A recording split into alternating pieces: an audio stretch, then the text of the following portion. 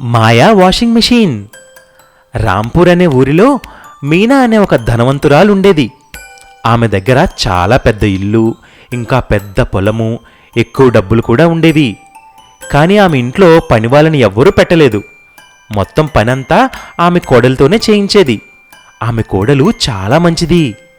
అరే ఓ కోడలా, ఇంట్లో పని ఇంకా పూర్తి అవ్వలేదా ఏంటి? ఇదిగో అత్త, అయిపోవచ్చింది. 10 ఏళ్ళు అయిపోతుంది నువ్వు ఈ ఇంటికి వచ్చి, కానీ ఇంకా నీకు ఈ ఇంటి పద్ధతులు వ్యవహారం అర్థం కాలేదు. తొందరగా రా ఇక్కడికి, పని మొత్తం ముగించుకొని. మీను తన కోడలు రాధని బాగా తిడుతూ ఉండేది. కాని రాధ ఆమెను ఎప్పుడూ కూడా తిరిగి మాట అనేది కాదు. మీనుకి శుభ్రత అంటే చాలా పిచ్చి ఉండేది. అందుకు ఎప్పుడూ కూడా రాధ ఇంటి పని చేస్తూ ఉండేది పాపం. అరే ఓ రాధా, ఈ తోట మొత్తం శుభ్రం చేయి. అస్సలు బాగాలేదిక్కడ, ఎక్కడ చూసినా ఆకులే ఉన్నాయి. అరే అత్త, ఇప్పుడే శుభ్రం చేస్తాను. పాపం రాధ ఎప్పుడు చూడు ఏదో ఒకటి చేస్తూ ఉండేది. ఈరోజు భోజనంకి పనీర్ కూర ఇంకా పరాటా చెయ్యాలి, సరేనా? సరే అత్త. రాధ రోజు మొత్తం పని చేయడంలోనే గడిచిపోయేది. రాధకి ఒక తమ్ముడు కూడా ఉన్నాడు. అతను కిషోర్. అతను అప్పుడప్పుడు రాధని కలవడానికి వచ్చేవాడు. ఓ రాధా, చూడు నీ తమ్ముడు కలవడానికి వచ్చాడు. రాధ తన తమ్ముడు కిషోర్ని చూసి చాలా ఆనందిస్తుంది. రాధ యొక్క అలసట మొత్తం అతన్ని చూసి ఎగిరిపోయింది. రాధ యొక్క భర్త రమేష్ తన అమ్మ ముందు ఏమీ అనలేకపోయేవాడు. రాఖీ పండుగ రోజు రాధ తన తమ్ముడి కోసం ఎదురు చూస్తూ ఉంటుంది. ఏమైంది ఈరోజు నీ తమ్ముడు రాలేదు? చాలా సాయంత్రం అయ్యాక కిషోర్ ఆమె ఇంటికి వస్తాడు. రాధ చాలా ఆనందంగా తన తమ్ముడికి రాఖీ కడుతుంది. కిషోర్ బయటికి వెళ్ళగానే 2 మనుషులు ఒక బహుమతి తీసుకుని లోపలికి వచ్చారు. రాధ బాక్స్ తెరవగానే దానిలో ఒక వాషింగ్ మెషిన్ ఉంది. వాషింగ్ మెషిన్ చూసి రాధ చాలా ఆనందిస్తుంది. ఇంకా వాళ్ళ అత్త కూడా. అరే తమ్ముడు, నువ్వు చాలా మంచి పని చేశావు. ఈ వాషింగ్ మిషన్ ఇచ్చి సగం పని సులువుగా అయిపోతుంది. ఇంకా ఇంట్లో గిన్నెలు, వంట మాత్రమే ఉంటాయి. ఇంకా రాధ అలా అనుకుని తన తమ్ముడికి చెప్తుందో లేదో వెంటనే ఇంటి పని మొత్తం అయిపోతుంది. వంట కూడా అయిపోతుంది. గిన్నెలు కూడా శుభ్రమైపోతాయి. ఇదంతా చూసి రాధ ఇంకా ఆమె తమ్ముడు ఇంకా అత్తగారు అందరూ ఆశ్చర్యపోతారు. అరే తమ్ముడు, ఇదంతా ఎలా జరిగింది? ఇంకా మనం మాట్లాడుకున్నామో లేదో, పని మొత్తం అయిపోయింది. అప్పుడే అనుకోకుండా మెషిన్లోంచి ఒక గొంతు వినిపిస్తుంది. ఇదంతా నేనే చేశాను. నేను మీ తమ్ముడు తీసుకొచ్చిన వాషింగ్ మెషిన్ని. నేను ఏమీ మామూలు మెషిన్ని కాదు. నేను ఒక మాయా మెషిన్ని. మీ తమ్ముడు కిషోర్ చాలా మంచివాడు. అతను నువ్వు బాధపడడం చూడలేడు. ఈ రోజు నుంచి నీ పని మొత్తం నేనే చేస్తాను. ఆ మాయా మెషిన్తో రాధ ఇంకా ఆమె అత్త ఇంకా కిషోర్ చాలా ఆనందిస్తారు. ఎందుకంటే వాళ్ళ పని మొత్తం చేయడానికి మెషిన్ వచ్చేస్తుంది కదా. అందుకే అంటారు, మనస్ఫూర్తిగా కొన్న వస్తువు ఏదో మాయ చేస్తుంది అని. కలలు కనే పాములు పట్టేవాడు. ఒకరోజు ఒక పాములు పట్టేవాడు పాముల్ని వెతకడానికి బయలుదేరాడు. ఇవాళ ఉట్టి చేతులతో ఇంటికి తిరిగి వెళ్ళేది లేదు.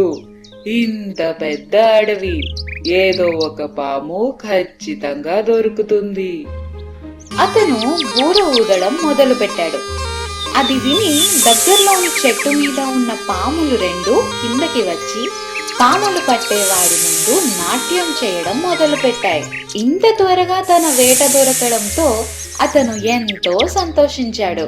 అరేవా, 2 పాములు! ఇవాళ ఎంతో మంచి రోజు.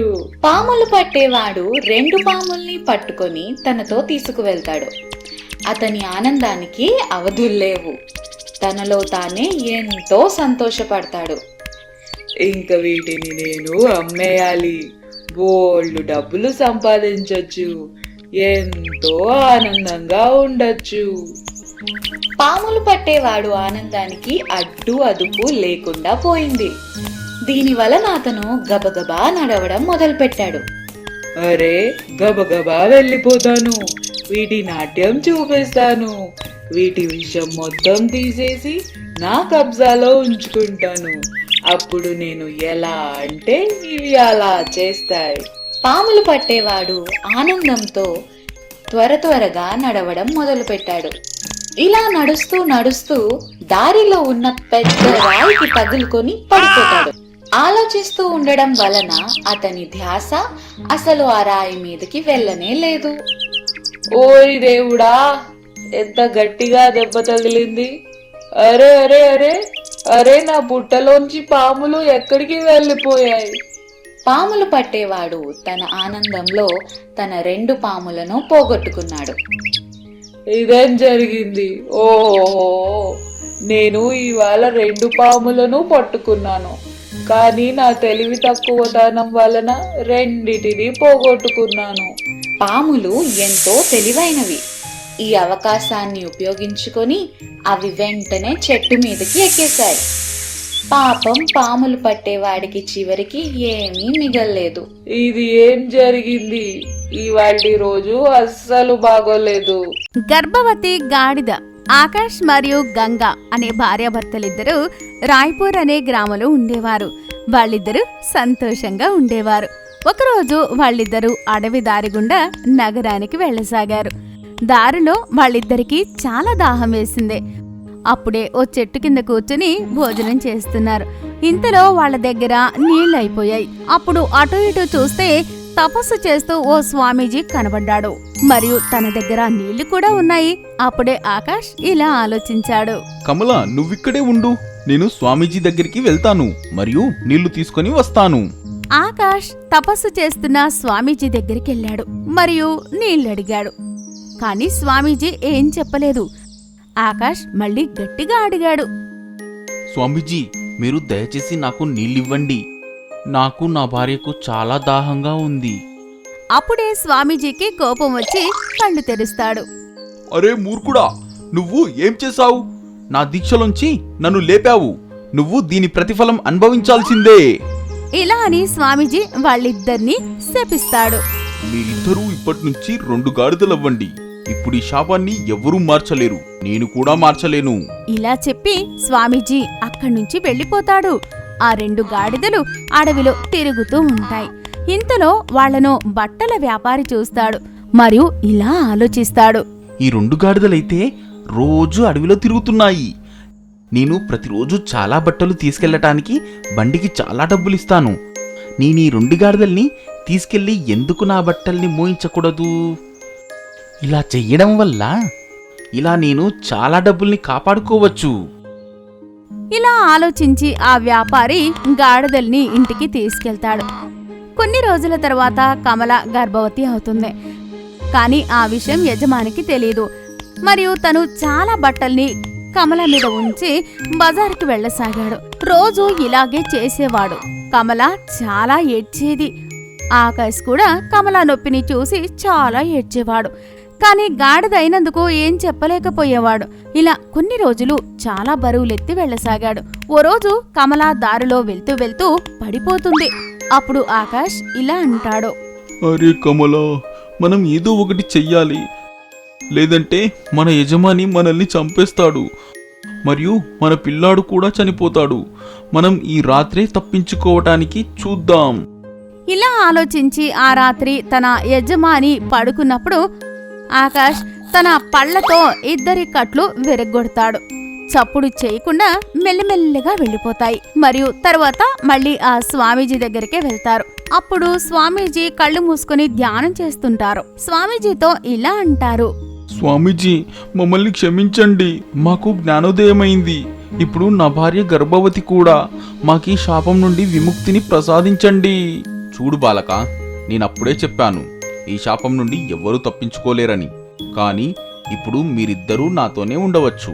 నేను మిమ్మల్ని చూసుకుంటాను. ఇలా చెప్పి స్వామీజీ కమల కడుపుని నిమురుతాడు. అప్పుడే కమల ఓ గాడిద పిల్లాడికి జన్మనిస్తుంది మరియు సంతోషంగా స్వామీజీతో ఉంటారు. కష్టపడే ఒక రైతు. ఒక ఊరిలో గోపాల్ అనే చాలా కష్టపడే రైతు ఉండేవాడు. అతని దగ్గర ఒక చిన్న పొలం ఒకటి ఉండేది. అందులో అతను వ్యవసాయం చేసుకునేవాడు. అదే పొలంలో 2 ఎలుకలు కూడా ఉండేవి. అరే వెళ్ళండి, ఇక్కడి నుంచి వెళ్ళండి, మీరు నన్ను చాలా ఇబ్బంది పడుతున్నారు. ఎప్పుడైతే గోపాల్ వాటిని తరిమేసేవాడో మళ్ళీ అవే ఎలుకలు సాయంత్రానికి తిరిగి వచ్చేవి. అరే మిత్రమా, ఈ పొలాన్ని వదిలి మనం ఎక్కడికి పోతాము? ఇప్పుడు ఈ పొలమే కదా మన ఇల్లు. హహహహహ. రెండు ఎలుకలు పొలాన్ని వదిలి వెళ్ళడానికి ఇష్టపడలేదు. ఒకరోజు అనుకోకుండా గోపాల్ యొక్క పొలంలో మంటలు చెలరేగాయి. అరే ఇదేంటి? ఈ మంటల్ని ఎవరైనా ఆపండి, కాపాడండి, కాపాడండి, ఎవరైనా నాకు సాయం చేయండి. నా కష్టమంతా నాశనమైపోయింది, నా పొలం కాలిపోతోంది, ఎవరైనా నాకు సాయం చేయండి. ఓరి దేవుడా, నాకేంటి ఇలా అవుతోంది? ఎలుకలు కూడా అక్కడి నుంచి పరుగులు తీశాయి. పాపం గోపాల్ చాలా కష్టపడి అతను వ్యవసాయం చేశాడు. పంటంతా నాశనమైపోతుంది. మనం ఏమైనా సాయం చేద్దాం. సరే, కానీ ఎలా? సాయం కోసం ఏనుగు దగ్గరికి వెళ్దాం. ఏనుగు మిత్రమా, త్వరగా పద, త్వరగా మాతో పద. మా మిత్రుడైన గోపాల్ చాలా ఆపదలో ఉన్నాడు. ఏమైంది? తన పొలంలో మంటలు చెలరేగాయి. తను చాలా ఏడుస్తున్నాడు. నువ్వు వెళ్ళి ఆ మంటలను ఆపవా? ఏనుగు రెండు ఎలుకలతో సాయం చేయడానికి బయలుదేరింది. అక్కడికి వెళ్ళగానే గోపాల్ పక్కనే ఉన్న నదిలోంచి బకెట్తో నీళ్లు తీసుకుంటూ వచ్చి తన పొలంలో వేయడం చూశాయి. కానీ మంటలు తగ్గే సూచనే కనబడటం లేదు. అప్పుడే ఏనుగు తన తొండంలో నీళ్లు నింపుకొని మొత్తం పొలమంతా నీళ్లు వేసి మంటల్ని ఒక్కసారిగా ఆపేసింది. భగవంతుడా, నీకు చాలా కృతజ్ఞతలు. నా పొలం నాకు దక్కింది.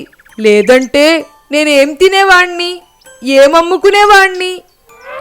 మీకు చాలా కృతజ్ఞతలు ఎలుక, ఇంకా ఏనుగు మిత్రమా. మీరు వచ్చి నాకు చాలా సాయం చేశారు. మరి మేము ఈ పొలంలో ఉండవచ్చా? సరే సరేలే, కానీ గుర్తుంచుకోండి, నా పంట మొత్తం మీరే తినేయొద్దు సుమా.